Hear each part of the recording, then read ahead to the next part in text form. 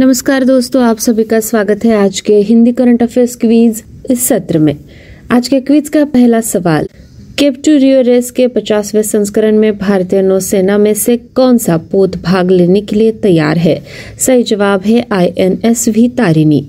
भारतीय नौसेना नौकायन पोत NSV Tarini Cape to Rio race 2023 के 50वें संस्करण में भाग लेने के लिए तैयार है। महासागर नौकायन दौड़ को 2 जनवरी 2023 को केप टाउन से हरी झंडी दिखाई जाएगी और इसका समापन ब्राजील के रियो डी जेनेरियो में होगा। अगला सवाल, किस राज्य या केंद्र शासित प्रदेश में भारतीय रेलवे ने भारत में सबसे लंबी एस्केप टनल का निर्माण पूरा किया? सही जवाब जम्मू और कश्मीर। भारतीय रेलवे ने हाल ही में जम्मू और कश्मीर में Udhampur Srinagar Baramulla rail link USBRL के 111 किलोमीटर निर्माणाधीन बनिहाल कटरा खंड पर एक सुरंग का निर्माण पूरा किया है। 12.89 किलोमीटर लंबी सुरंग को भारत की सबसे लंबी एस्केप टनल के रूप में जाना जाता है। अगला सवाल, अंतर्राष्ट्रीय फीचर फिल्म श्रेणी में 2023 अकादमी पुरस्कारों के लिए कौन सी भारत की आधिकारिक प्रविष्टि है? सही जवाब छेल्लो शो। पेन्नलिन का आखिरी फिल्म शो छेल्लो शो 95 अकादमी पुरस्कारों में सर्वश्रेष्ठ अंतर्राष्ट्रीय फीचर फिल्म श्रेणी में भारत की आधिकारिक प्रविष्टि है। फिल्म में भाविन रबारी, रुचा मीना, भावेश श्रीमाली, दीपेन रावल, राहुल कोहली और विकास बाटा है और यह रॉय कपूर फिल्म्स द्वारा निर्मित है। चौथा प्रश्न, किस गीत को 2023 अकादमी पुरस्कारों के लिए सर्वश्रेष्ठ मूल गीत श्रेणी में शॉर्टलिस्ट किया गया था? सही जवाब नातू नातू। सर्वश्रेष्ठ मूल गीत श्रेणी के तहत 2023 अकादमी पुरस्कारों के लिए भारत की आधिकारिक प्रविष्टि फिल्म RRR से गीत नातू नातू ऑस्कर के लिए शॉर्टलिस्ट किया गया पहला भारतीय गीत है।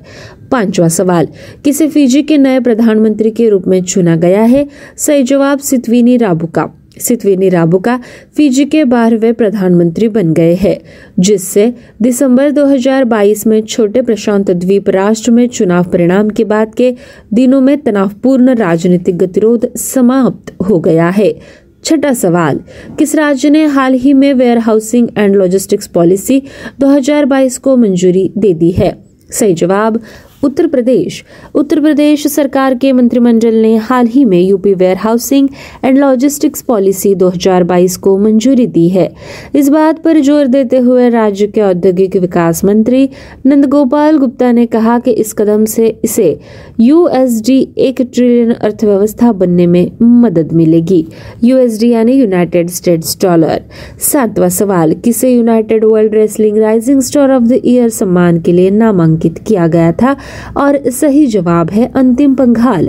भारतीय महिला पहलवान अंतिम पंघाल को United world wrestling rising star of the year के सम्मान के लिए नामांकित किया गया। पंघाल के अलावा पुरस्कार के लिए नामांकित 5 महिलाओं में जापान की नोनोका ओजाकी, अमेरिका की अमित एलोर, स्वीडन की एम्मा मालमग्रेन और रोमानिया की एंड्रिएना शामिल है। 8वां सवाल, किस केंद्रीय मंत्रालय ने AI पे चर्चा यानी AI डायलॉग कार्यक्रम आयोजित किया? सही जवाब इलेक्ट्रॉनिक्स और IT मंत्रालय। इलेक्ट्रॉनिक्स और IT मंत्रालय के तहत राष्ट्रीय ई-गवर्नेंस डिवीजन ने हाल ही में एक AI पे चर्चा यानी AI डायलॉग का आयोजन किया, जिसमें पैनलिस्टों ने AI के लिए गुणवत्ता डेटा सेट तक पहुंच को सक्षम करने के लिए महत्व और दृष्टिकोण पर चर्चा की। 9वां सवाल, किस कंपनी को हाल ही में भारत में नेजल वैक्सीन के लिए स्वास्थ्य और परिवार कल्याण मंत्रालय से मंजूरी मिली है? सही जवाब भारत बायोटेक। स्वास्थ्य और परिवार कल्याण मंत्रालय ने 18 वर्ष से अधिक आयु वाले बूस्टर खुराक के रूप में भारत बायोटेक के इंट्रानेजल कोविड वैक्सीन को मंजूरी दे दी है। सुई रहित टीके को भारत के टीकाकरण कार्यक्रम के तहत कोविन ऐप में शामिल किया जाएगा। 10वां और आखिरी सवाल, किसी सरकारी क्षेत्र में डेटा सुरक्षा परिषद DSCI के सर्वश्रेष्ठ सुरक्षा अभ्यास पुरस्कार से सम्मानित किया गया है? सही जवाब UIDAI। भारतीय विशिष्ट पहचान प्राधिकरण ने सरकारी क्षेत्र में डेटा सुरक्षा परिषद यानी DSCI की सर्वश्रेष्ठ सुरक्षा पद्धतियों का पुरस्कार जीता है। नई दिल्ली में DSCI के 3 दिवसीय वार्षिक सूचना सुरक्षा शिखर सम्मेलन यानी AISS के दौरान UIDAI को यह पुरस्कार दिया गया। दोस्तों, इसी सत्र के साथ मैं तेजल आप सभी का विदा लेती हूँ। मिलते हैं अगले सत्र में। आप सभी का बहुत बहुत शुक्रिया।